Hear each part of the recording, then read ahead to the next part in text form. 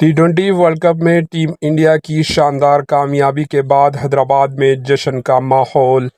मुल्क भर में कल रात जश्न का माहौल था। T20 वर्ल्ड कप में हिंदुस्तान की शानदार कामयाबी के बाद हैदराबाद खासकर पुराने शहर में भी नौजवानों ने ज़बरदस्त जश्न मनाया। टीम इंडिया की जीत के साथ ही नौजवान सड़कों पर निकल आए और खूब चीखो पुकार किया और जश्न मनाया। इसी दौरान नौजवान और छोटे बच्चे एक दूसरे को मुबारकबाद देते हुए नजर आए। पेश है इस खुसूस की कुछ झलकियां। Bureau report, HN news.